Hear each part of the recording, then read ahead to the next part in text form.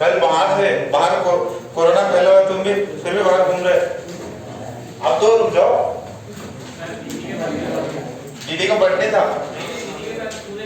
अच्छा, दीदी के साथ पुणे गए थे। पुणे में तो केसेस बहुत बढ़ रहे हैं। चलो देखते हैं, आज ये वाला पार्ट पूरा कंप्लीट कर देंगे। सुनो, हमने last class work energy theorem किया। वर्क एनर्जी थ्योरम में हमने इंपॉर्टेंट पॉइंट्स क्या देखे? चुपचाप बैठे रहो। कौन आवाज कर रहा है? सिद्धार्थ कर रहा है क्या? एकदम शांत, कोई डिस्कशन नहीं करेगा। वर्क एनर्जी थ्योरम में हमने 4 फोर्सेस देखे, conservative, non conservative, pseudo and external. इन सभी का वर्क डन किसके बराबर होना चाहिए? चेंज इन काइनेटिक एनर्जी के। तो जनरली अपन सूडो फोर्स को निग्लेक्ट कर सकते हैं, तो work done by pseudo is 0, और work done by conservative force कितना होता है? Minus delta U. तो अगर बाकी सबका conservative work done by non conservative plus work done by external कितना होना चाहिए? Change in kinetic energy. यहाँ पे मैंने सूडो फोर्स कितना मान रखा है? 0, तो work done by pseudo force is 0। अच्छा, इसको क्या लिख सकते हैं अपन? Minus delta U. तो work done by non conservative work done by external is equals to delta K plus, इधर चला गया तो ये आ जाएगा। अच्छा, ये इंपॉर्टेंट याद रखना, अपने इंपॉर्टेंट चीजें। मान लीजिए अगर conservative force, sorry non conservative force भी नहीं है और ना ही एक्सटर्नल फोर्स है, तो क्या होगा? ये दोनों ही 0, तो delta K plus delta U is equals to 0 if work done by non conservative is same as work done by external and it is equals to 0। ठीक है, इसको क्या बोलते हैं? Mechanical energy conservation theorem. ठीक है, बॉडी का kinetic energy और पोटेंशियल एनर्जी का सम किसी भी 2 पॉइंट्स पे सेम ही रहेगा, तो वो जो 2 पॉइंट्स है उनको हम लोग इनिशियल और फाइनल पॉइंट्स बोल देते हैं। ठीक है, ये अपन ने लास्ट क्लास किया था और इसमें बहुत सारे प्रॉब्लम्स भी कर रहे थे, याद आ रहे क्या? अच्छा, कितने लोगों ने एचसीवी अटेम्प्ट करने का ट्राई किया? 1-2 लोगों ने एचसीवी ट्राई किया, बाकी लोगों ने किसी ने नहीं किया? सीपीपी करी। हाँ, सीपीपी में कितने सवाल तक किए भाई? सिद्धांत बताओ। अमीश 60 हो गए। कौन से? नहीं, कौन सा टॉपिक कौन सा था? कंजर्वेशन ऑफ मोमेंटम, उसके हुए पक्का? यहाँ पे दिखा सकते हैं? ठीक है, निकाल के रख लो, मैं आता थोड़ी देर। और बड़े तुमने तो कुछ किया नहीं होगा, इसको फोन लगाया क्या सरदार जी को? हाँ, आज की क्लास की टाइमिंग नहीं है। ठीक है, अच्छा, रिकॉर्डिंग अपन अपलोड कर देते, मिलती है किसी को? नहीं? अरे यूट्यूब पे है। हाँ, तो उस पे मिल जाएगी लेटेस्ट वीडियोस में, या उसकी प्लेलिस्ट बनी हुई है उसमें आपको मिल जाएगी, तो आप देख सकते हैं। प्लेलिस्ट में भी जो भी रह गई है रिकॉर्डिंग्स वो आप देख सकते हैं। वर्क एनर्जी का पहला लेक्चर नहीं है, बाकी जिसे रिकॉर्डिंग नहीं करी थी बाकी सारे लेक्चर है। अच्छा, अब देखिए जरा इंपॉर्टेंट, इसके अंदर अपन ने बहुत सारे प्रॉब्लम्स कर लिए थे, अब कुछ एक्स्ट्रा 1-2 प्रॉब्लम सॉल्व करते हैं। लिखो,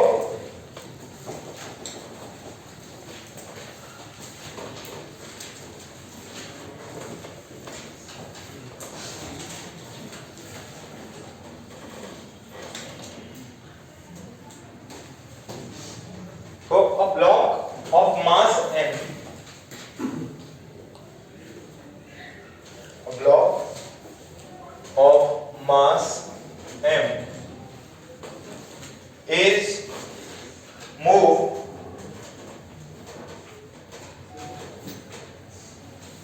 moved up by an external force capital F, is moved up by an external force capital F acting in the upward direction, acting in the upward direction, acting in the upward direction,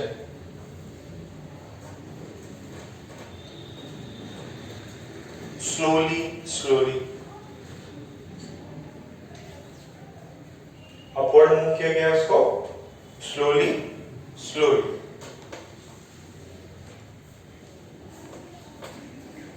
फिर लिखो F is always directed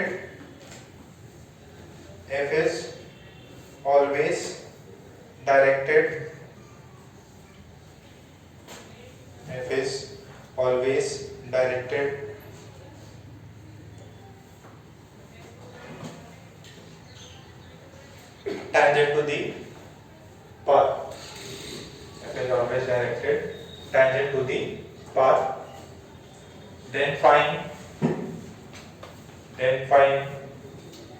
the work done.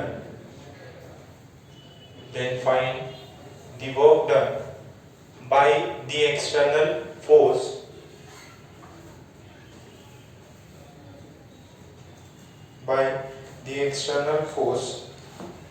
in moving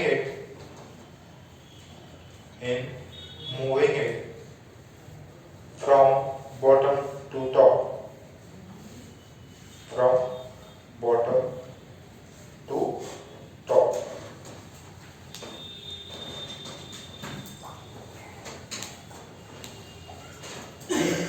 bottom से top पर ले जाने के लिए कितना work किया एक्सटर्नल फोर्स और ले जा कैसे रहे स्लोली तो यानी जो स्पीड है बहुत कम है और जो यहाँ पे थी वही स्पीड यहाँ पे भी है देखो ऐसे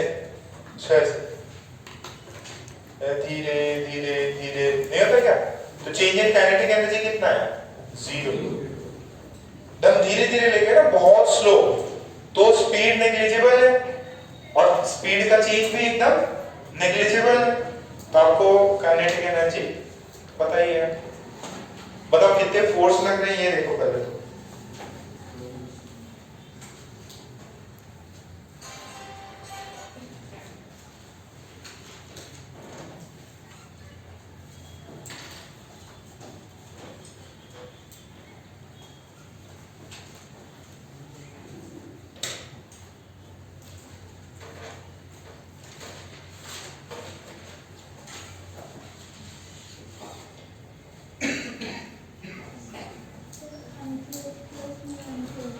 mu mg very short.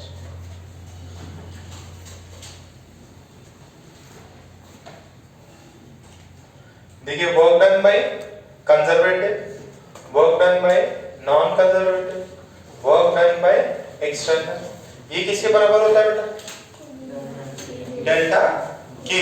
देख लीजिए सभी लोग एक बार। अच्छा ये बताइए ब्लॉक यहां से कहां पर पहुंच गया यहां पे, ये एक्सटर्नल लग रहा है तो ये बताओ जब स्लोली बोला गया है तो ये कितना होगा काइनेटिक एनर्जी का change 0 as mentioned it is moved slowly।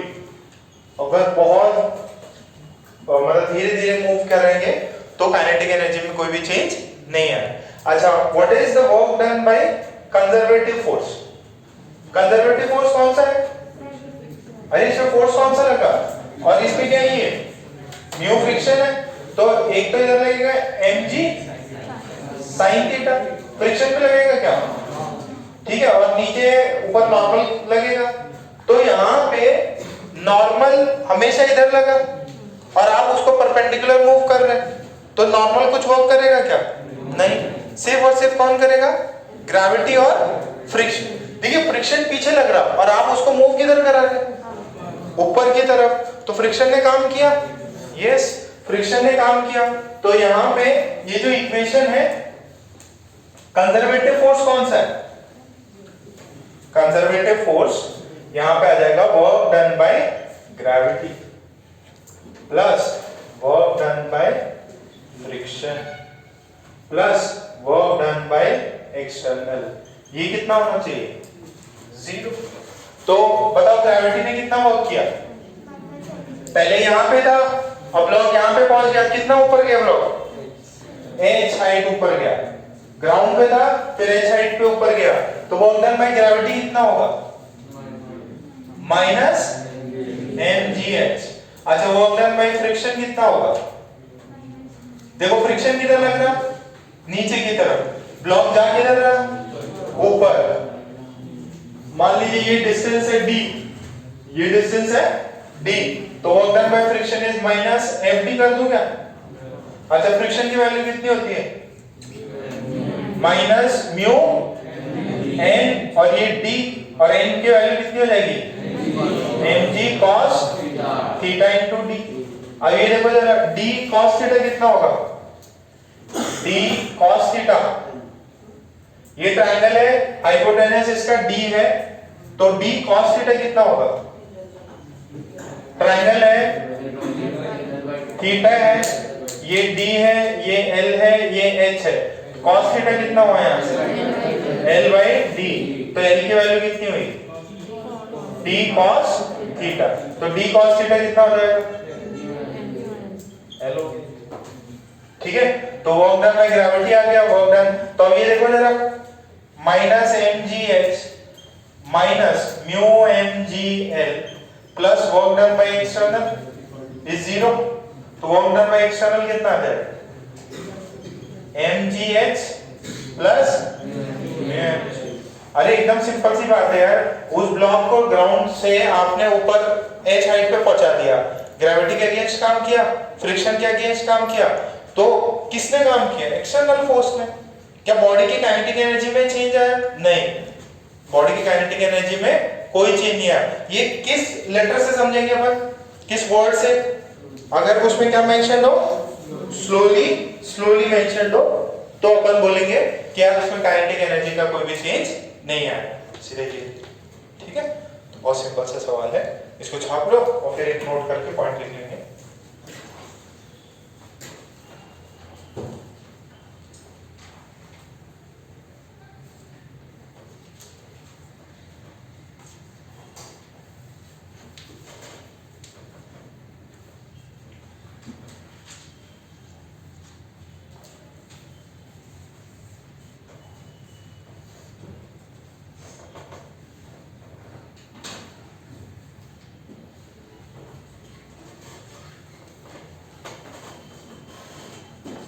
हाँ क्या, पोटेंशियल एनर्जी का भी काम कर सकते हैं, इसको कंजर्वेटिव वाली पोटेंशियल एनर्जी वहां सेंड करो, तो चेंज इन पोटेंशियल एनर्जी आ जाएगा। ग्राउंड पे कितनी है, 0, हाईएस्ट पे कितना है, mg, तो ये माइनस mg कर देगा, ठीक है क्या, लिखा है इतना, तो नोट करके पॉइंट लिख लो। when in question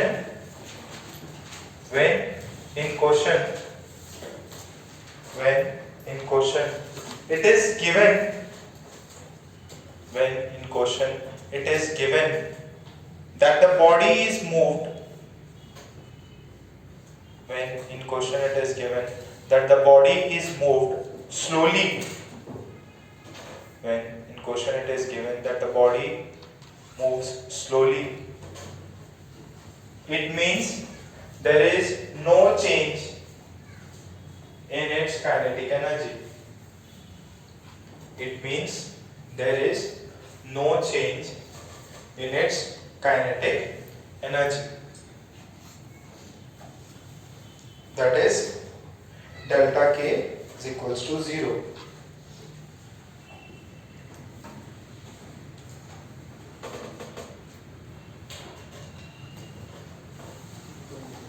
That is delta K is equals to 0.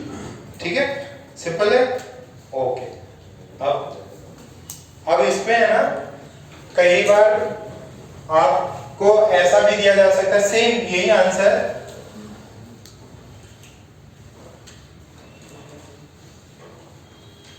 देखो इसका भी सेम ही आंसर आएगा अगर प्रॉब्लम ऐसा कुछ है कि ये लेंथ का है, ये h का है, और ये ऐसे इंक्लाइन ना देते हुए उन्होंने ऐसा कुछ दिया है, ठीक है, ब्लॉक है, ब्लॉक का हम क्या कर रहे हैं, मास m है, इस पे एक्सटर्नल फोर्स F है।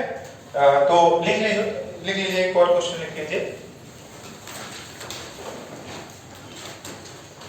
If a block of mass, if a block of mass, if a block of mass m, if a block of mass m is moved up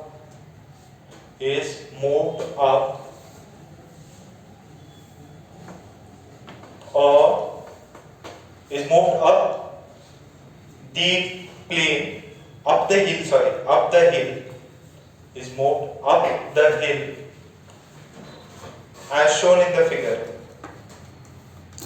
as shown in the figure.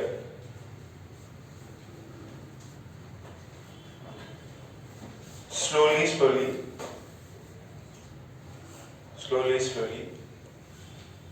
by an external force capital F, by an external force capital F, by an external force capital F, by an external force capital F, then find the work done by capital F, then find the work done by capital F, then find the work done by capital F, assuming F acts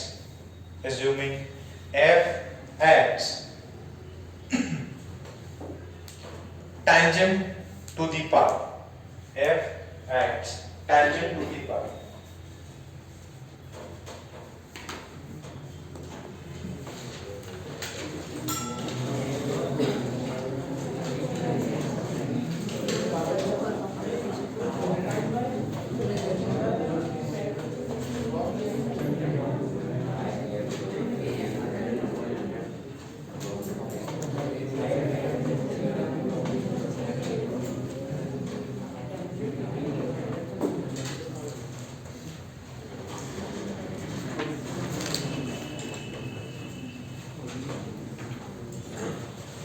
question समझ में आया? Question समझ में आया?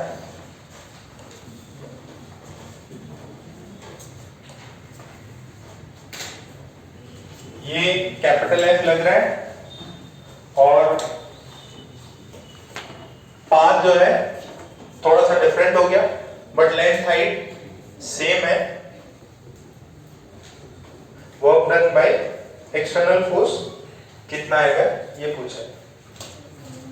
Same ही आएगा। क्यों same आएगा जरा देखो। अब इतना सुनो, एक सिंपल सी बात है, work done by conservative, work done by non conservative, work done by external बराबर डेल्टा के, और ये डेल्टा के कितना है, 5 से पता चला, स्लोली मेंशन है।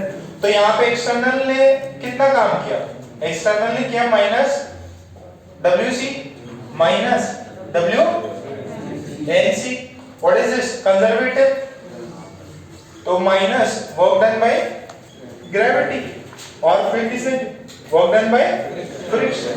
ये दोनों ने तो काम किया, ग्रेविटी ने कितना काम किया होगा, माइनस mgh। तो this is minus of minus mgh। Friction ने कितना काम किया होगा, देखिए। अब फ्रिक्शन में सर वो तो पाथ पे डिपेंड कर रहा है, फ्रिक्शन किस पे डिपेंड कर रहा है, पाथ पे। बट अगर मेरा पाथ डिफरेंट है, देखो इसका इंक्लिनेशन कुछ होगा और इसका इंक्लिनेशन कुछ डिफरेंट होगा, तो सब जगह पे एंगल ऑफ इंक्लिनेशन चेंज हो रहा है क्या, सभी जगह पे। तो अगर मैं मान लो कि एक छोटा सा एलिमेंट लेता हूं ds, और इसका ये एंगल है थीटा, ये होगा dx और ये होगा dy। एक छोटा सा एलिमेंट लिया है मैंने, क्या लिया है, एलिमेंट लिया है कि मान लीजिए वो पाथ में ऐसे है ना, अप एंड डाउन, तो उसका इंक्लिनेशन चेंज हो रहा होगा हर इंस्टेंट पे। तो मान लीजिए किसी इंस्टेंट पे थीटा इंक्लिनेशन है, तो इस समय पे जब ब्लॉक इधर होगा थीटा वाला, तो उस पे फ्रिक्शन फोर्स यहाँ पे लग रहा होगा कितना, mu into m g cos theta.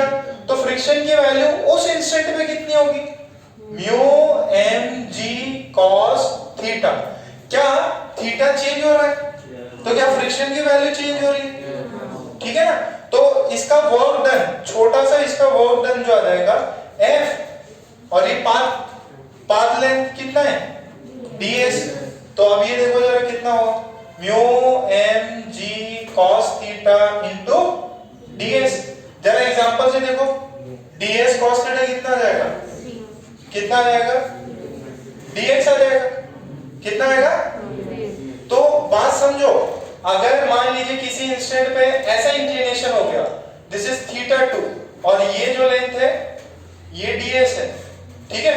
अब यहाँ पे ds2 हो गया, तो यहाँ dx2, ये dy2।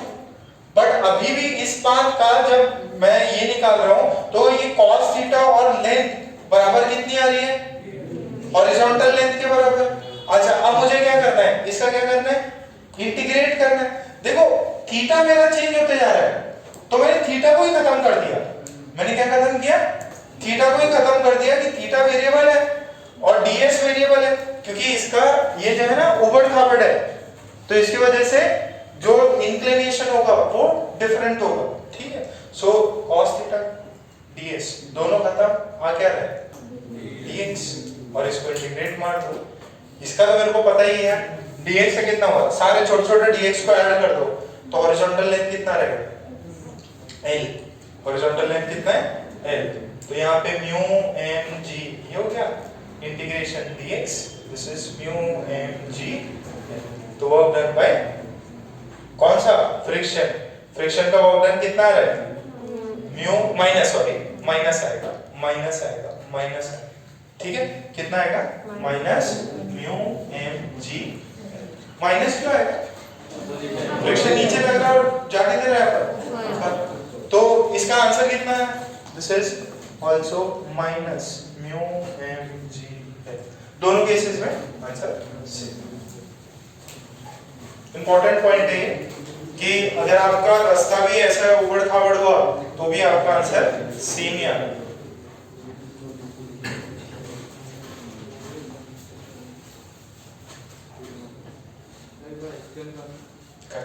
एक बार पढ़ लेते हैं।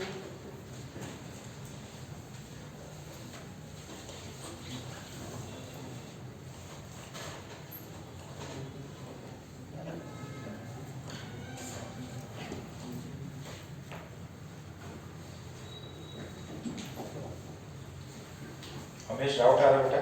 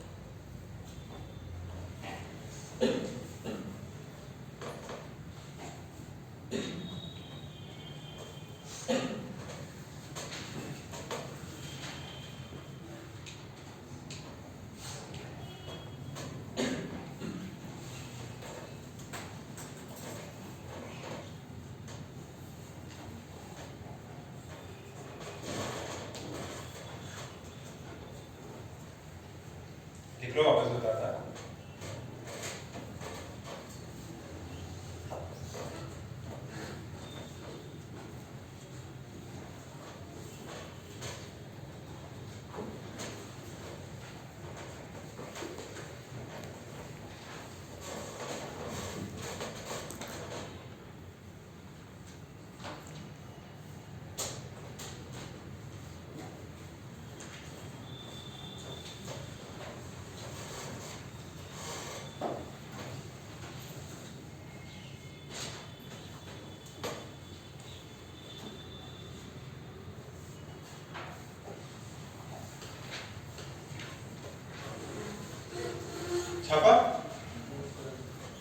वापस देखो एक बार, देखो पहले वाले प्रॉब्लम में क्या था, ये वाला जो पाथ था ना, ये वाला, ये एग्जैक्टली इंक्लाइन प्लेन था। अब हमारा पाथ क्या हो गया, थोड़ा सा डिफरेंट हो गया। अच्छा, जैसे ही डिफरेंट हुआ तो अपना लॉजिकल होना चाहिए कि यार सर इसका जो है फ्रिक्शन डिफरेंट हो, फ्रिक्शन की वैल्यू जो है वो डिफरेंट हो गई, वर्क लेंथ, पाथ का लेंथ बढ़ गया, तो फ्रिक्शन का वर्क डन डिफरेंट आना चाहिए। बट ऐसा नहीं है, जो पहले आपका फ्रिक्शन से वर्क डन आया सेम ये यहाँ पे भी आ रहा है। क्यों? क्योंकि यहाँ पे दो चीजें चेंज हो गई। एक तो इसका ये लेंथ बढ़ गई है, पहले तो एकदम सीधा इंक्लाइन था, अब आपने zigzag करवा दी तो इसका पाथ लेंथ बढ़ गया, बट इन बिटवीन फ्रिक्शन की वैल्यू कम हो गई है। वो कैसे पता करेंगे? मैंने बोला कि यार मान लीजिए ये जो पार्ट है ना, ये पार्ट, इसका इतना सेक्शन मैं काट के जूम कर लेता हूं। एकदम छोटा सा एलिमेंट लिया मैंने, इस छोटे से एलिमेंट को मैंने वहां जूम आउट किया। जूम आउट किया तो मैंने क्या, x में हॉरिजॉन्टल में x चल रहा, हाइट इसकी dy है, और ये जो है टेंजेंट सॉरी ये ट्रायंगल का हाइपोटेनस ds है। एंगल मान लीजिए उस समय पे थीटा बन रहा है। ये जो पाथ है, ये जो पाथ है, इसका ये जो ट्रायंगल बनाऊंगा तो इसका एंगल थीटा बन रहा है। तो यहाँ पे फ्रिक्शन की वैल्यू जो हो जाएगी, नॉर्मल ऊपर लग रहा, m की वैल्यू होती है mg cos थीटा, फ्रिक्शन की वैल्यू हो जाएगी mu into mg cos theta. तो ये फ्रिक्शन की वैल्यू कितनी, म्यू mg cos थीटा। अच्छा, जा किधर रहे हैं, आगे, कितना लेंथ ds, फ्रिक्शन किधर लग रहा, पीछे, तो फ्रिक्शन पीछे लग रहा, तो वर्क डन कितना हो जाएगा, माइनस f ds। तो माइनस फ्रिक्शन की वैल्यू डाली म्यू mg cos थीटा, और डिस्प्लेसमेंट कितना है, ds है। अच्छा, अब इस ट्रायंगल से बताओ ds cos थीटा कितना है, dx के बराबर, ds cos थीटा कितना है यहाँ पे, dx के बराबर। ट्रायंगल में cos थीटा कितना होगा, एडजेसेंट बाय हाइपोटेनस। तो ये ds cos थीटा को मैं रिप्लेस कर सकता हूँ किससे, dx से। और अब मैं इंटीग्रेट कर लूं, देखो पहले क्या हो रहा था, थीटा चेंज हो रहा था, अब मैंने थीटा के टर्म से निकाल ही दिया इसको, थीटा के टर्म से निकाला तो सिर्फ dx का इंटीग्रेशन करना है। dx कौन सी है, हॉरिजॉन्टल लेंथ, तो यहां से लेके यहां तक चलने में जितनी हॉरिजॉन्टल लेंथ आपने कवर किया है वो कितनी है, तो work done by friction is minus mu mgl। कितना है, माइनस म्यू mgl। तो वर्क डन बाय एक्सटर्नल कितना आ जाएगा, ये minus sine mgh plus mu mg। Clear है ना, पक्का, थोड़ा समझ में आ रहा है, ओके। अब पिछली क्लास में अपन ने वो भी किया था कि स्प्रिंग कितना मैक्सिमम कंप्रेस हो जाएगा, सभी ने प्रॉब्लम्स भी देखे क्या, सभी ने प्रॉब्लम्स देखे इसके, ओके। अब जो है इसके आगे कंटिन्यू, एक प्रॉब्लम लिखें,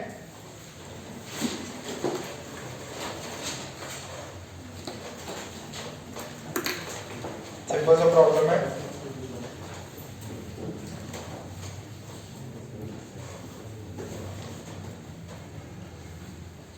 प्रॉब्लम ऐसा है, a block of mass, a block of mass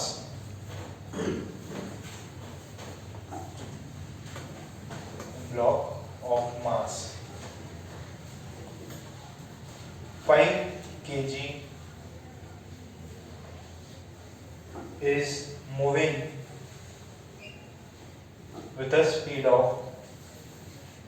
block of 5 kg is moving with a speed of 10 meter per second,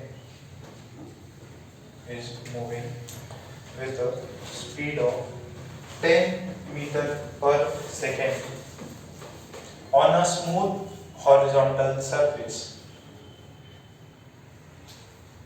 on a smooth horizontal surface।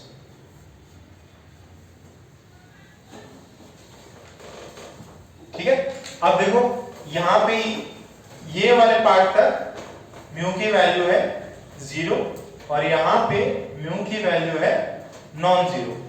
तो यहां तक तो ये ब्लॉक जो है इसका लेंथ जो है नेग्लिजिबल मानना है ना, कि भाई इसका डायमेंशन जो है उसका नेग्लिजिबल।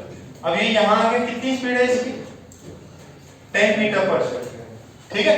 और जैसे ही इसके अंदर एंटर किया ये वाले पॉइंट पे, इसका नेचुरल लेंथ है, वहां से कंप्रेशन स्टार्ट, क्या स्टार्ट है कंप्रेशन।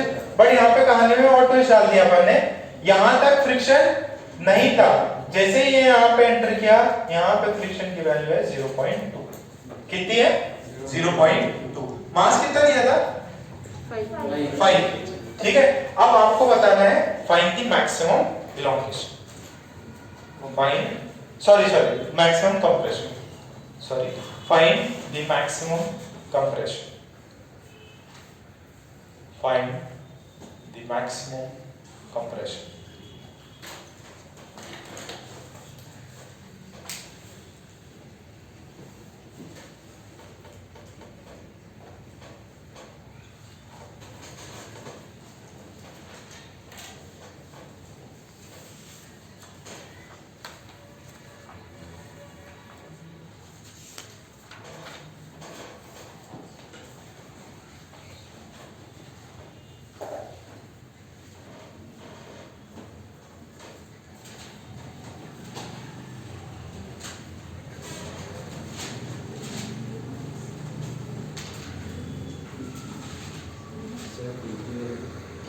K की वैल्यू 100, K की वैल्यू 100।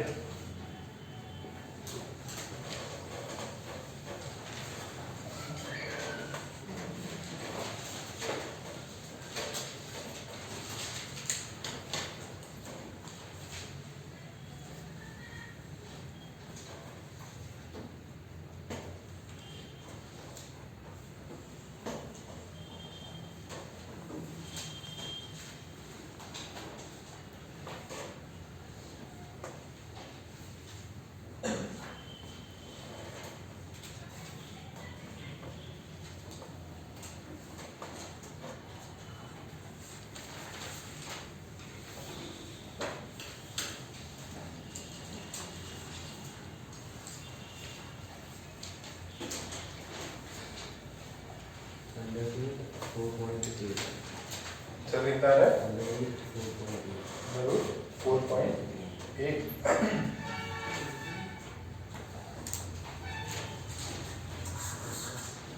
जी क्या है हाँ माइनस म्यू एम जी, फिर ये क्या हुआ फोर्स है क्या है ये क्या है ये वेलोसिटी से आ रहा है तो minus friction, minus friction, energy और फ्रिक्शन ऐड कर सकते क्या ऐसा नहीं क्या इक्वेशन क्या है ये बता, इक्वेशन आई क्या, चलो ठीक। ये देखिए काफी अच्छा सवाल है। सबसे पहले देखो आप ट्राई करो ज्यादा से ज्यादा हो सके वर्क एनर्जी थ्योरम लगाने का ट्राई, क्यों, क्योंकि इसके अंदर अपने को डायरेक्शन वायरेक्शन बहुत सारी चीजें जो है कैलकुलेशन से अपन बच जाते हैं, इंटीग्रेशन ये सबसे। पहले ये बताओ जैसे ही ये पहले यहाँ पे था, इसके पास में क्या था सिर्फ और सिर्फ काइनेटिक एनर्जी, क्या एनर्जी था, तो इनिशियल काइनेटिक एनर्जी कितनी है हाफ एम वी स्क्वायर। अब ये देखो ये यहां से आया, मान लीजिए ये x चला, ब्लॉक ऐसा है और ये कंप्रेस हो गया, कितना कंप्रेस हुआ x। अब यहां पे स्पीड कितनी हो गई 0, स्पीड कितनी हो गई 0, ठीक है। तो फाइनल काइनेटिक एनर्जी 0, ठीक है। अच्छा फाइनल काइनेटिक एनर्जी 0, इनिशियल की पता है। अच्छा जो भी एनर्जी थी potential energy, sorry kinetic energy, वो किस में कन्वर्ट हुई, इसमें एनर्जी में, इसके पोटेंशियल एनर्जी में स्टोर हो गई होगी, प्लस उसने फ्रिक्शन के अगेंस्ट काम किया होगा। अरे यहाँ पे फ्रिक्शन म्यू है ना, तो म्यू के अंदर एक्स चल रही है, तो फ्रिक्शन ने वर्क किया। अच्छा वो फ्रिक्शन किसने किया, एक्चुअली उसके पास स्पीड थी, जैसे आपके जैसे यहाँ पे अगर कोई ब्लॉक लेके उसको ऐसे स्पीड दे दो तो कुछ टाइम बाद में रुक जाएगा, बट वो चला क्यों, क्योंकि उसके पास काइनेटिक एनर्जी थी। तो क्या मैं ये बोल दूं यहाँ पे work done by conservative, work done by non conservative external है नहीं is equal to change in kinetic energy. अच्छा कंजर्वेटिव माइनस डेल्टा यू भी कर सकते हैं इसको, ठीक है कंजर्वेटिव का। तो स्प्रिंग ने वर्क किया, स्प्रिंग कितना कंप्रेस हुआ, दो तरीके हैं, या तो कंजर्वेटिव फोर्स जो भी लगा है उसका वर्क निकाल लो plus work done by friction is equals to K final minus K initial. Spring ने वर्क कितना किया, देखो half K x square elongate sorry compress कितना हुई एक्स। स्प्रिंग फोर्स किधर लगा होगा इधर और कंप्रेस किधर हुई ये डायरेक्शन में, तो स्प्रिंग ने वर्क कितना किया, फ्रिक्शन ने कितना किया minus mu m g x और फाइनल कितना है जीरो, इनिशियल कितना है half M we square.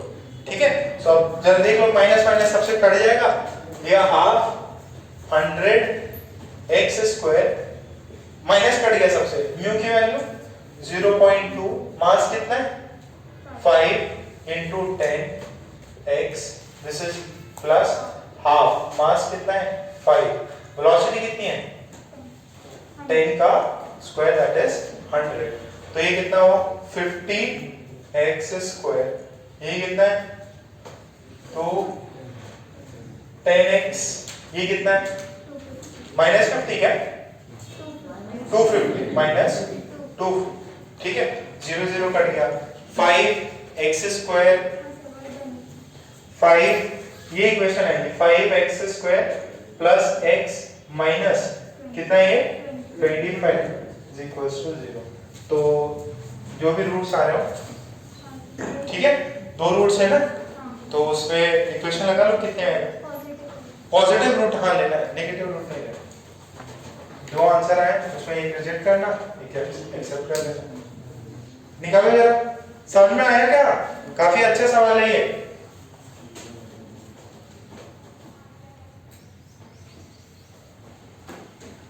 First time दिक्कत आएगी ये प्रॉब्लम्स में क्योंकि एकदम स्टार्ट ही हुआ है,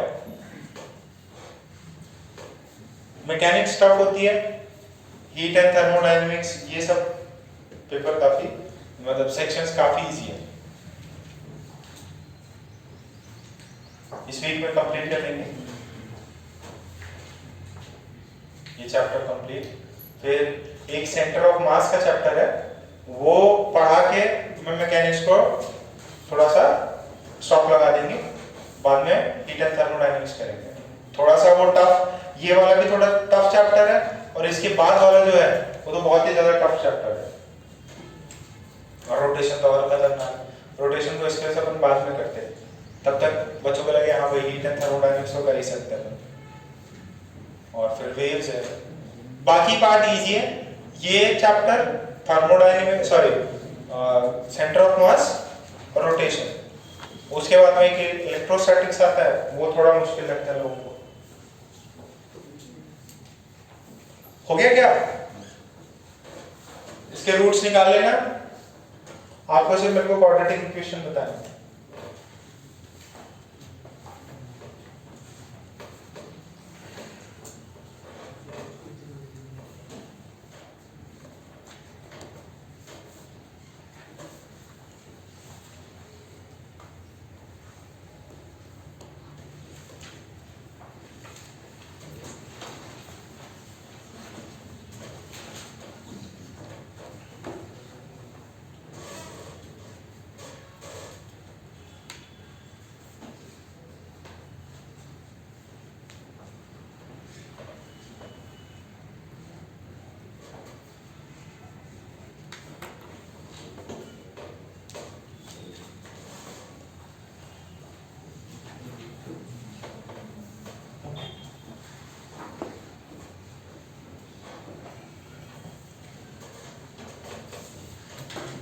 बेटा यहाँ तक सफिशिएंट है, अब आप इसके निकाल लेना।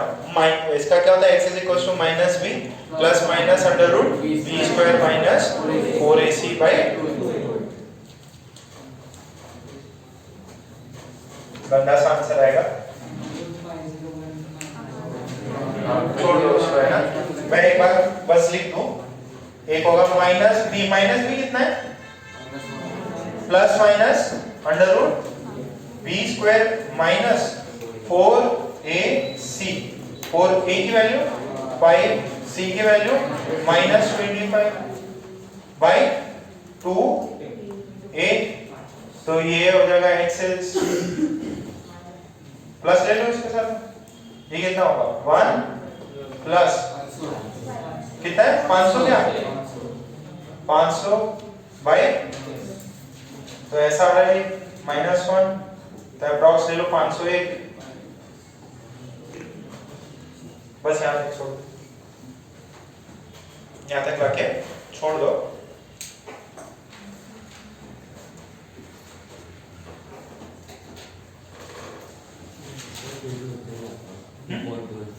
पॉइंट 1 है क्योंकि वो फ्रैक्शन में बहुत कम काम किया। x की वैल्यू 1 फाइंड कर, एक्सेलरेशन फाइंड कर। नहीं वो सही नहीं है, मेथड सही नहीं है। फोर्स और एनर्जी कर रहे हैं ना, और डिस्टेंस पता ही नहीं है, डिस्टेंस पता नहीं है, एक्सेलेरेशन निकलेगा नहीं, एक्सेलेरेशन फोर्स वेरिएबल। अच्छा अब ये पार्ट कंप्लीट है, हो गया।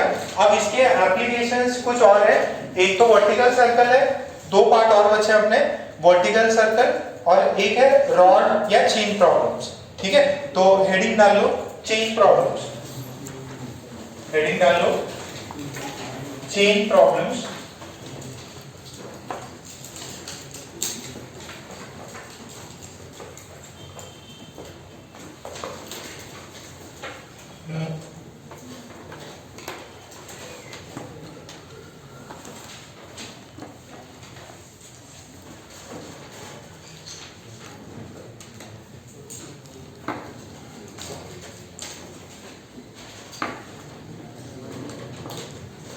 बात है चेन प्रॉब्लम्स।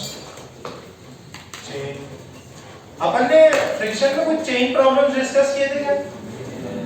जैसे चेन को यहाँ पे टेबल पे रखा हो कुछ पार्ट और फिर वो एकदम नीचे जाके गिर जाता है, तो वैसे ही कुछ प्रॉब्लम्स है यहाँ पे।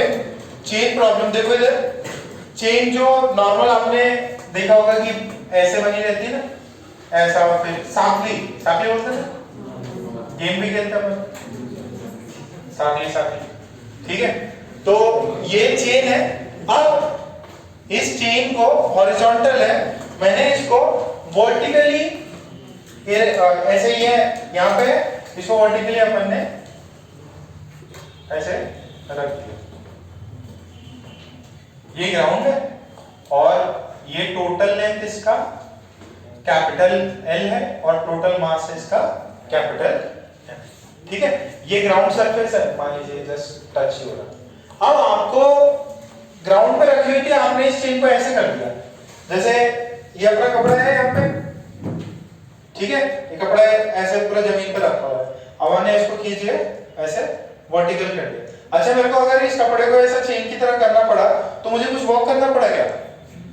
अगर ये पहले एकदम फ्लैट था, ठीक है, और जैसे ये पेन है, अब ये इधर है, मैंने इसको धीरे धीरे इसको ऐसे कर दिया, तो मुझे कुछ मास को मूव करना पड़ रहा है, तो मुझे कुछ वर्क करना पड़ा। आपको बताना है कि इसको जब ये पूरा हॉरिजॉन्टल था से लेके जब आपने इसको वर्टिकल बनाया तो आपने कितना वर्क किया।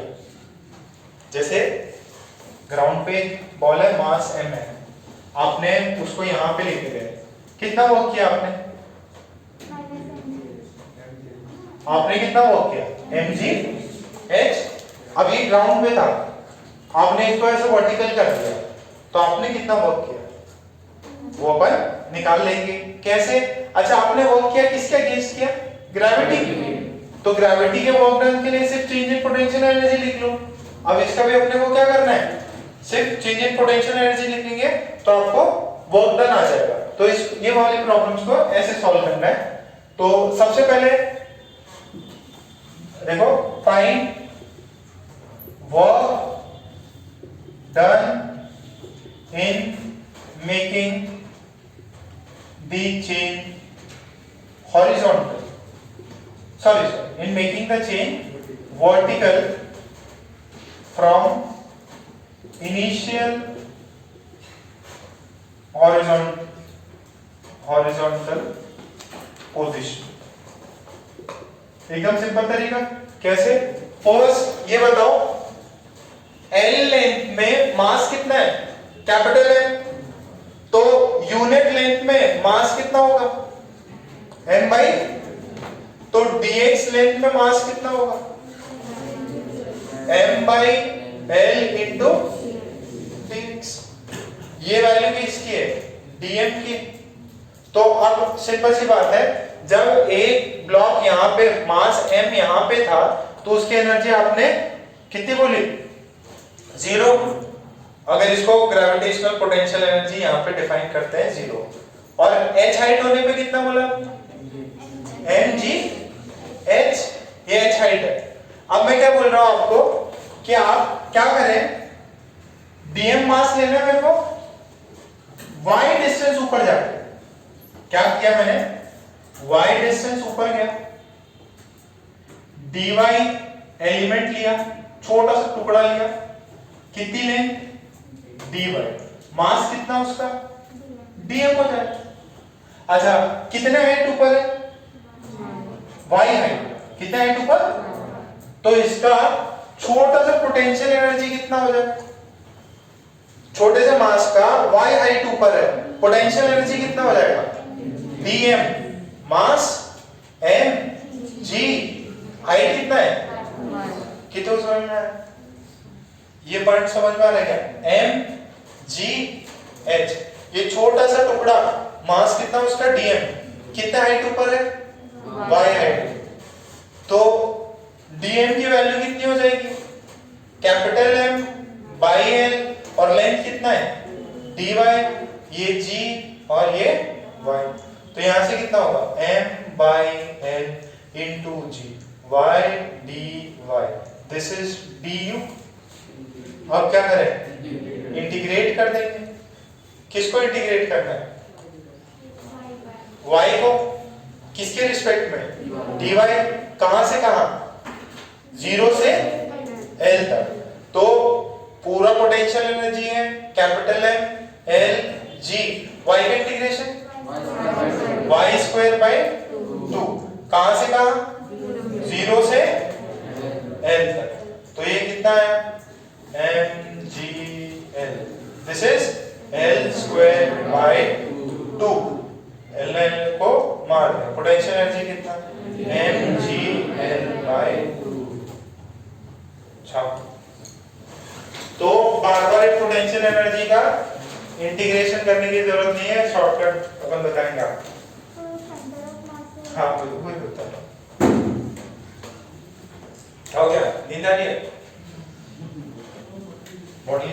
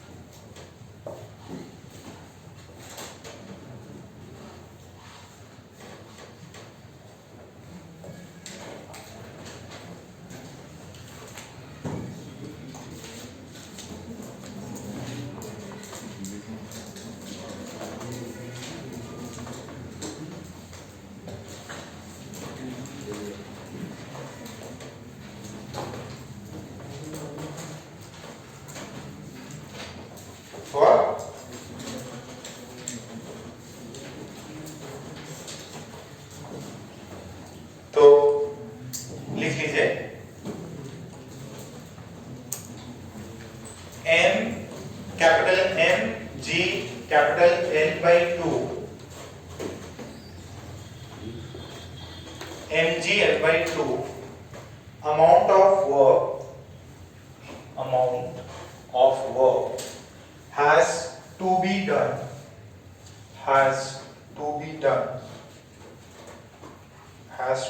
done in moving the chain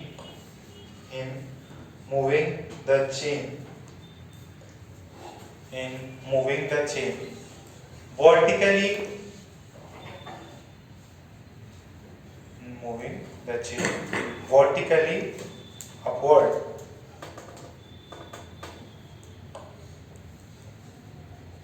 from its initial position. पहले कैसे रखा था अपन ने उसको? इधर फ्लैट रखा हुआ था ग्राउंड पे, ऐसे फ्लैट रखा हुआ था। अब अपन ने उसको ऐसे वर्टिकल कर दिया, तो कितना वर्क करना पड़ा? mgl/2। क्लियर है इतना? बात सबको समझ रही है? अच्छा, अब दो तीन चीजें और समझिए यार। लॉजिक है ना, एकदम सिंपल है। नेक्स्ट वाला जो चैप्टर है वो अपना इसी पे डील कर रहा है। जैसे अगर आपने इस वाले प्रॉब्लम को देखें तो ये कितना है? mgl/2। जो वर्क करना पड़ा दैट इज mg, और ये l/2 वर्क करना पड़ा। इससे एक सिंपल सा लॉजिक समझ में आता है कि अगर एक मास m है, उसको अगर मैं h हाइट पहुंचा दूं तो एग्जैक्टली वो पूरा का पूरा मास कितना पहुंचा? h हाइट पे। तो कितना वर्क करना पड़ा था यहाँ पे? mgh। अब हो क्या रहा है, जब मैं इवन कभी किसी रॉड को या चेन को खड़ा करता हूं तो इनका मास जो है वो कन्फाइंड नहीं है, बल्कि पूरी लेंथ में है। देखो, जैसे इसका मास जो है वो पूरी इसके लेंथ में है, ये कोई पॉइंट ऑब्जेक्ट नहीं है। यहाँ पे ये जो माना है, ये सब अपन ने क्या माने था अभी तक? Point objects. बट ये क्या है? एक डिस्क्रीट रियल ऑब्जेक्ट है, रिजिड ऑब्जेक्ट है। तो इनमें एक नया कॉन्सेप्ट अपन डिफाइन करते हैं, सेंटर ऑफ मास, कि कहां पे अपन उस बॉडी का पूरा मास कंसंट्रेटेड मान सकते हैं। तो शायद पहले बताया हूं मैंने, रॉड का सेंटर ऑफ मास कहां पे होता है? उसके सेंटर पे, सेंटर ऑफ मास। तो इसका लेंथ कितना है टोटल? l। तो l लेंथ है, सेंटर ऑफ मास कहां होगा? यहां पे। दिस इज COM, म्हणजे काय? सेंटर ऑफ मास। कितना डिस्टेंस? l/2। अरे टोटल लेंथ है, और उसका मिड पॉइंट कितना? l/2। तो अपन बोल सकते हैं पहले रॉड जो है ऐसे फ्लैट लेटा हुआ था, मास उसका ग्राउंड पे था, सेंटर ऑफ मास इधर है। अब जैसे आपने वर्टिकल किया, सेंटर ऑफ मास को कितना ले गया? l/2 डिस्टेंस पे। तो वर्क डन कितना किया? पोटेंशियल एनर्जी कितनी स्टोर हुई? मास है g, और कितना मूव किया ये सेंटर ऑफ मास को? This is y centre of मास, और इसका y सेंटर ऑफ मास कितना आ गया? l/2। ठीक है? सो उसमें पॉइंट नोट करके लिखो। when we consider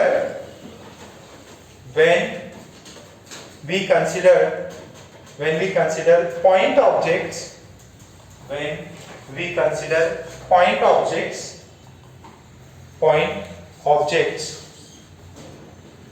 then the potential energy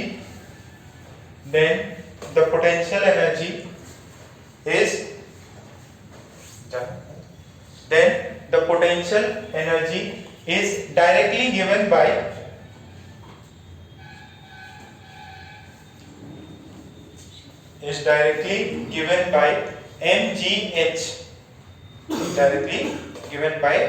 mgh, but for rigid objects,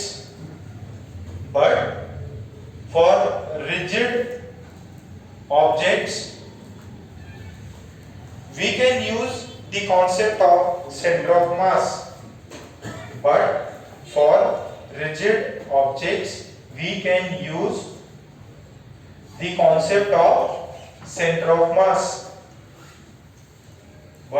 for rigid objects we can use the concept of center of mass. ठीक है, फुल स्टॉप। फिर नेक्स्ट लाइन पे लिखो, for a chain or rod a chain or rod, its center of mass for a chain or rod, its center of mass for a chain or rod, its center of mass is at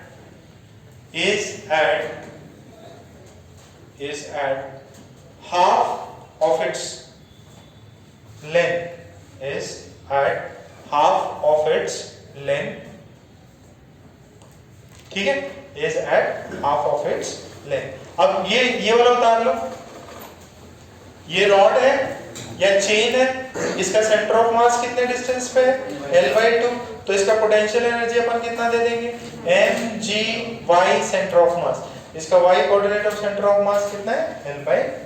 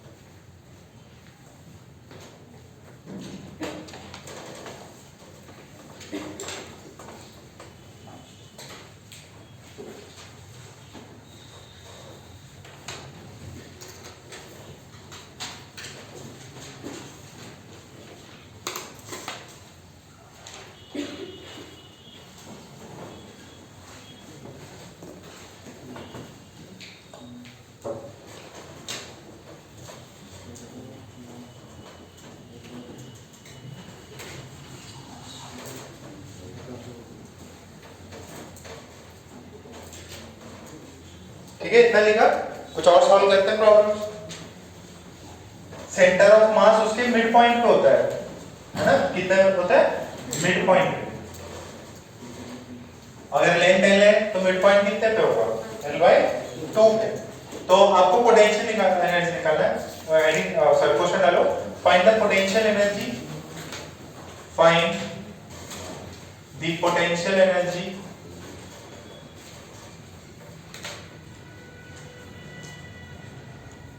for the following rod, find the potential energy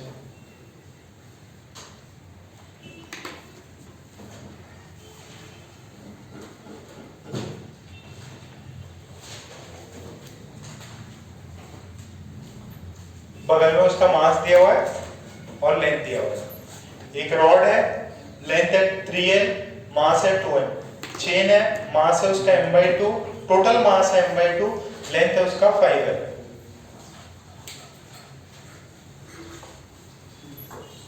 आपको बताना है potential energy कितना होगा।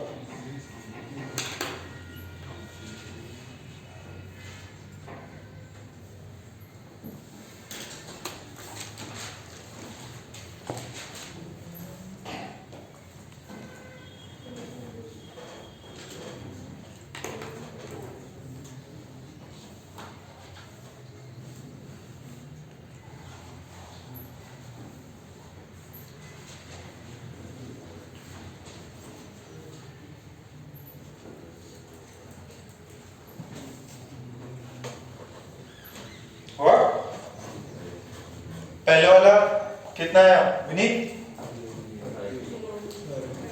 कितना है 30, नहीं जी के terms में बताओ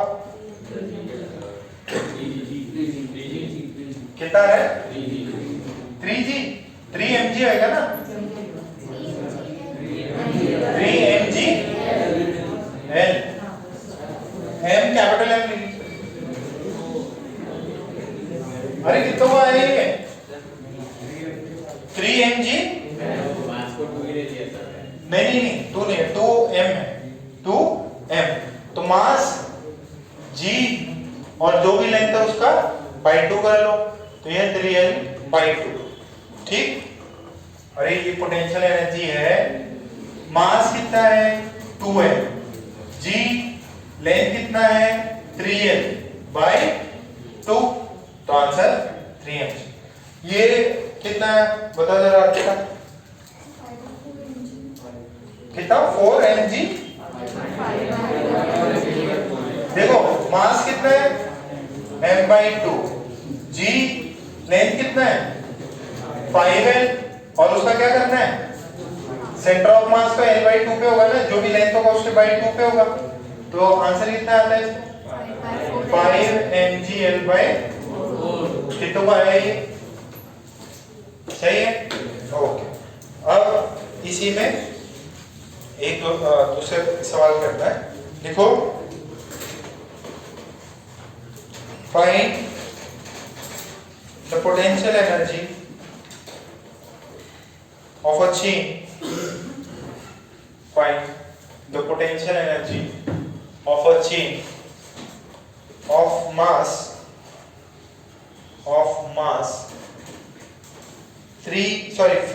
5m, of mass 5m and length 10l and length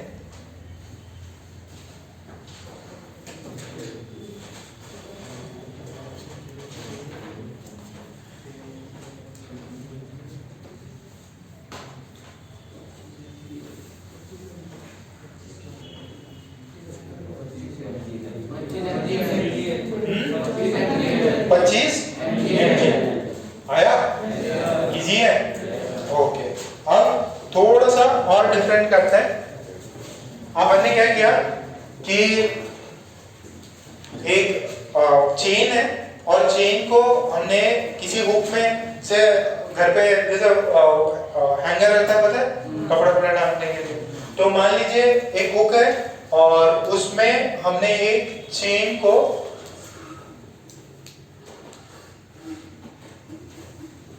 ऐसे अपन ने टांग दिया, ठीक है, चेन को अपन ने ऐसे टांग दिया, जो पूरा एंटायर चेन था उसका मास जो है इक्वली टांगा है, पूरे एंटायर चेन का मास था 2m और लेंथ था उसका 4l, और ये ग्राउंड है, ग्राउंड के यहां से कितना लेंथ होगा मिड पॉइंट से टांगा है तो टोटल लेंथ 4l है, तो ये लेंथ कितना होगा 2l। तो क्वेश्चन लिखो, a chain of length 4l or chain of length 4l, a chain of length 4l and mass 2m is hanged from a hook, is hanged from a hook at its midpoint, at its midpoint, at its midpoint. Find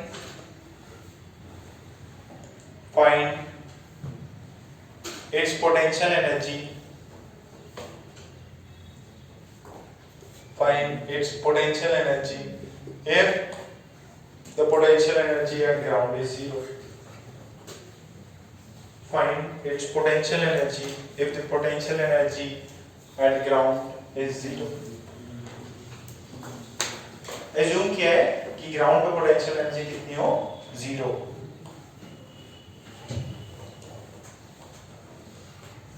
length कितना है 4 है, तो यहाँ पे length कितना होगा, यहाँ पे लेंथ कितना होगा, मास टोटल कितना है 2m, तो इधर की तरफ मास कितना होगा, इधर की तरफ मास कितना होगा, दो बोल दो, दो चेन है, तो टोटल पोटेंशियल एनर्जी क्या हो जाएगा, पहले वाले का पोटेंशियल एनर्जी mg2l/2, ये पार्ट 1 का, दूसरे का क्या होगा mg2l/2, कितना होगा ये mgl प्लस mgl, टोटल कितना है 2mgl, टोटल कितना है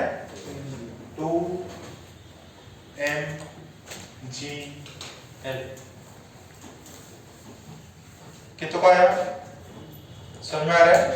अच्छा यहाँ पे मैंने पोटेंशियल एनर्जी कहाँ पे डिफाइन कर दी थी? ग्राउंड। क्या जरूरी है कि डिफाइन करी हो? नहीं, यहाँ पे जरूरी नहीं है, मैं कहीं और भी जीरो मान सकता हूँ। मान लीजिए मैंने हुक पे पोटेंशियल एनर्जी जीरो मान ली तो माइनस, ठीक है। फिर नीचे लिख लो इसमें part 2, solve the problem if the potential energy, solve the problem if the potential energy at the hook, solve the potential energy, solve the problem if the potential energy at the hook is assumed zero। अरे ये draw भी करना है, बिना draw समझ ही नहीं आएगा क्या बनाया था मैंने। प्रॉब्लम को ड्रॉ जरूर कर लें।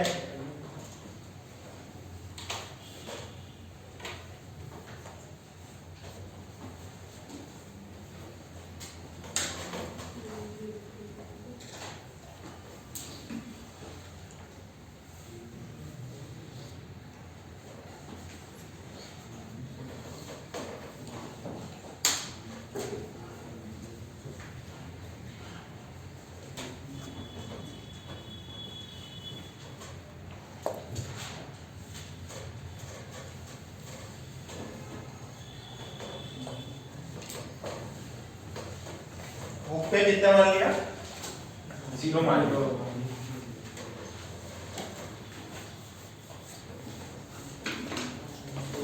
सुनिए देखिए, यहाँ पे ग्रेविटेशनल पोटेंशियल एनर्जी जीरो माना।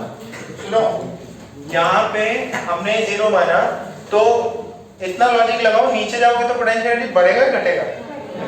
घटेगा। सेंटर ऑफ मास इसका इधर है, इसका भी इधर है। लेंथ कितना हुआ ये? L, तो नया पोटेंशियल एनर्जी कितना होगा? नीचे जा रहा है पर, तो m g, और ये कितना है? 2l का आधा, और ये माइनस mg 2l का आधा। टोटल कितना आ जाएगा? सेम ही रहेगा बट मैग्नीट्यूड सेम रहेगा, मैग्नीट्यूड सेम रहेगा बट डायरेक्शन चेंज होगा, है ना। पहले इधर था तो उसके ऊपर था पॉजिटिव, अब ये जीरो है, इसके नीचे आएगा तो नहीं। अब इसके अंदर सवाल आपसे ऐसे पूछता, लिखो एक सिंपल सा प्रॉब्लम लिखो। अ चेन, डायग्राम ड्रॉ जरूर कर लेना भाई। सेकंड का भी मैंने आपको डायग्राम बना दिया। As the centre of mass is below the hook, तो पोटेंशियल एनर्जी नेगेटिव हो गई। डायग्राम बनाना है तो नेक्स्ट क्वेश्चन लिखो। A chain of mass capital M and length capital L and length capital L is hanging with half of its length, is hanging with half of its length on a table,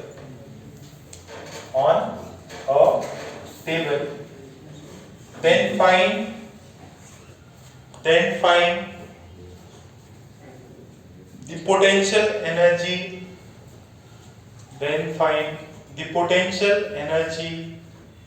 of the chain,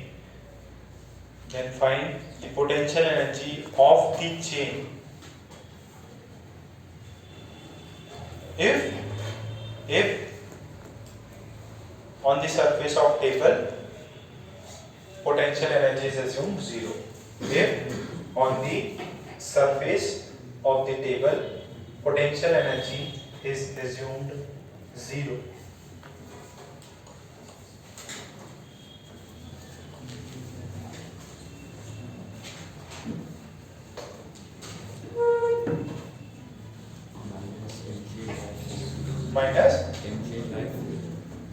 okay very good. एक answer तो आया, बाकी लोगों को देखो सही answer आ रहा है कि नहीं, तो भी चेक करो सही है कि नहीं। लगभग लगभग 8, वेरी गुड। 4 नहीं 8 है।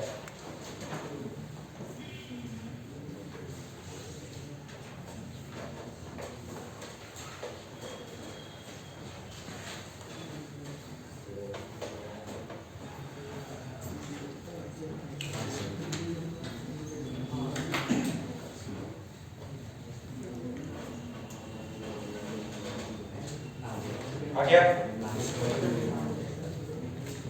यहाँ पे कितना है पोटेंशियल एनर्जी? यहाँ पे 0। तो ये टोटल मास कितना था? Capital M. लेंथ कितना था? एल। अब आधा पार्ट हैंग कर रहा है तो लेंथ कितना है? ये वाला लेंथ L/2। मास कितना है? आधे लेंथ का मास m/2। तो इसका सेंटर ऑफ मास किधर होगा? अरे इसका सेंटर ऑफ मास इसके सेंटर पे, तो पोटेंशियल एनर्जी कितना हो जाएगा? क्योंकि ये 0 से नीचे है तो माइनस क्या मास कितना है? m/2 g। लेंथ कितना है? L/2 का हाफ। कितना हो जाएगा ये? Minus mgl। ये 2 2 4 और ये कितनों का आया? पक्का? ओके। फिर इसी पहले छाप लो इसको, फिर इसमें सेकंड पार्ट करते हैं।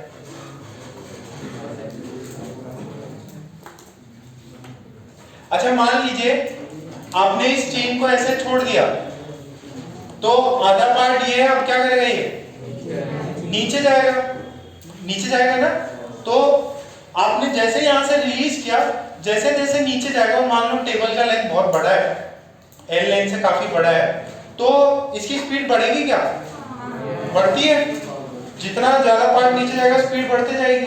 तो आपसे यही सवाल है आगे का, find the speed of the chain when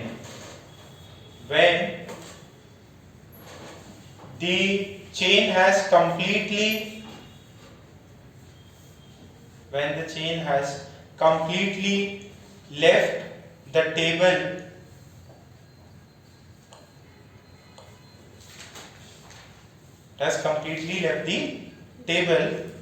from its initial rest position.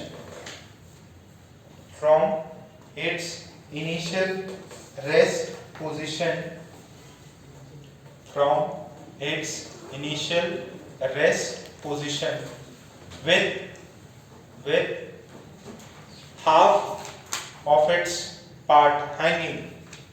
With half of its part hanging initially. With half of its part hanging initially. पहले हैंग कर रहा था, अब फिर क्या हुआ?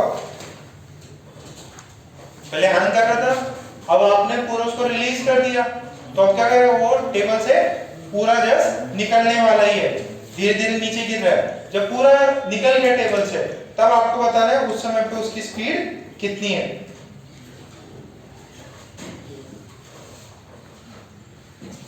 कोई दिक्कत नहीं, फन सॉल्व करते हैं।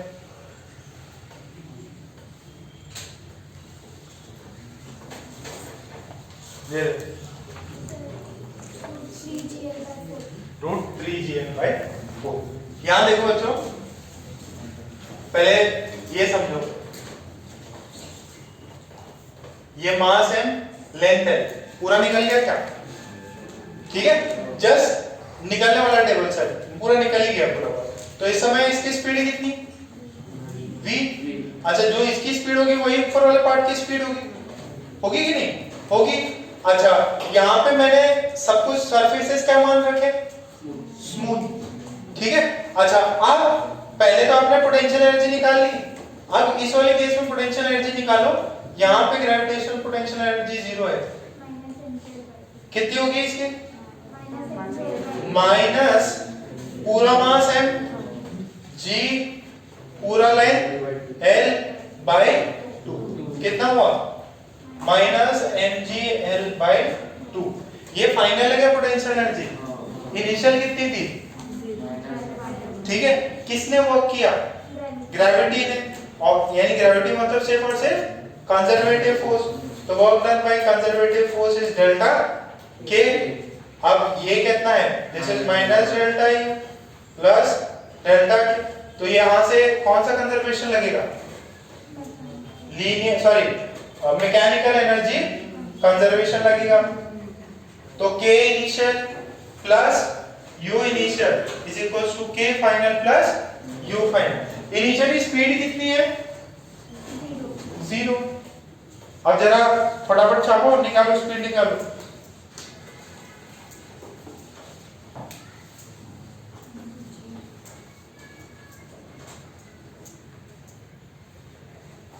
स्पीड निकालो बेटा जरा।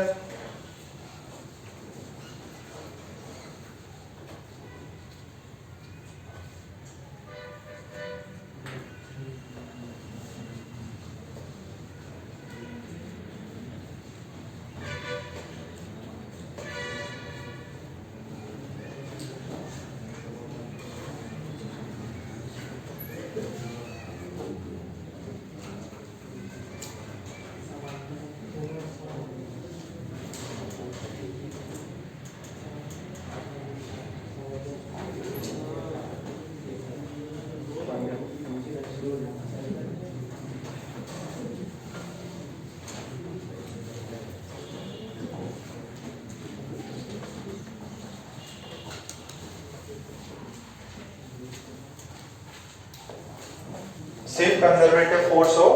ये इनिशियल कितनी है? माइनस mgl/8, वो mgl/2 थी। तो देखो ये वाला क्या हो जाएगा? u इनिशियल कितना था? Minus mgl/8। तो इसको मैं लिख सकता हूँ k initial plus u initial is equals to k final plus u final. बताओ इनिशियल काइनेटिक एनर्जी कितनी है? अरे initial kinetic energy 0। Initial potential energy minus mgl/8। Final कितनी है? Half mv²। Final potential energy कितनी है?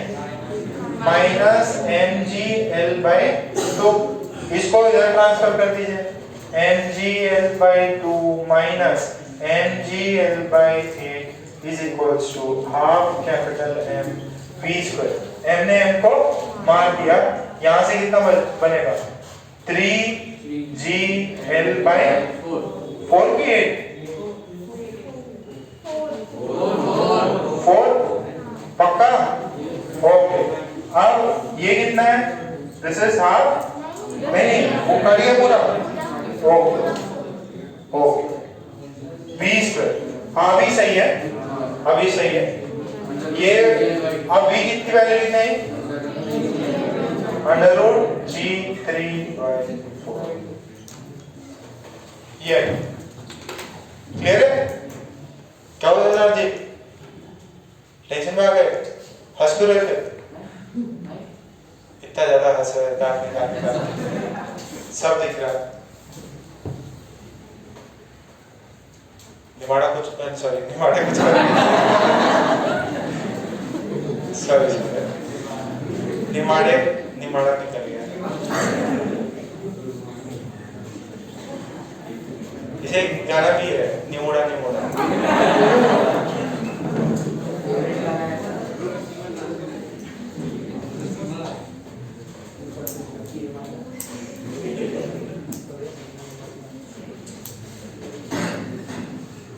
समझौत को एलजी का गाना सुना नचवाते हैं।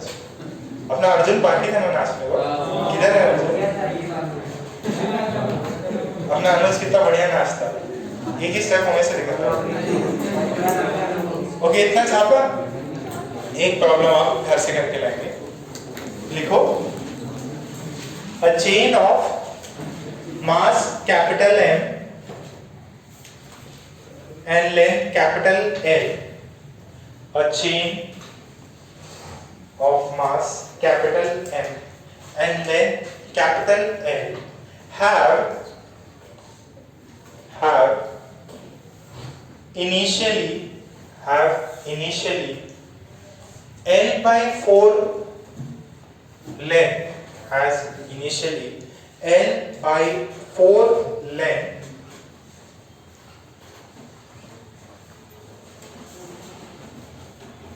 outside the table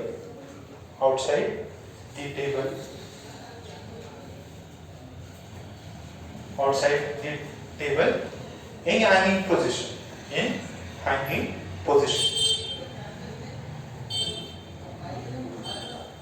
outside the table in hanging position.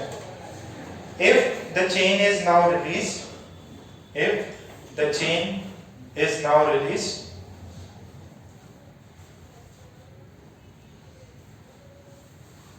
and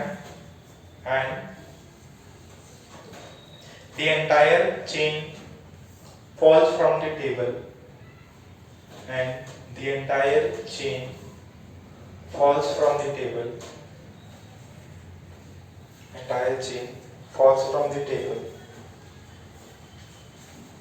then find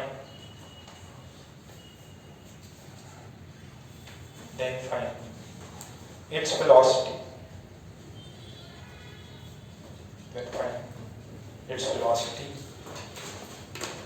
When it is about to leave the table. पूरा निकल गया है, अब वो बस लीव ही करने वाला है टेबल को, ठीक है? तो आपको स्पीड बताना है। सेम प्रॉब्लम है, पहले L/2 निकला हुआ था हैंगिंग पार्ट, अब कितना पार्ट है? और फिर जब सारा का सारा पार्ट निकलने वाला है, मतलब पूरा आखिरी वाला पार्ट जस्ट निकलने वाला है, तब आपको बताना है कि स्पीड कितना होगा, ठीक है? इसको सॉल्व कर लीजिए बस।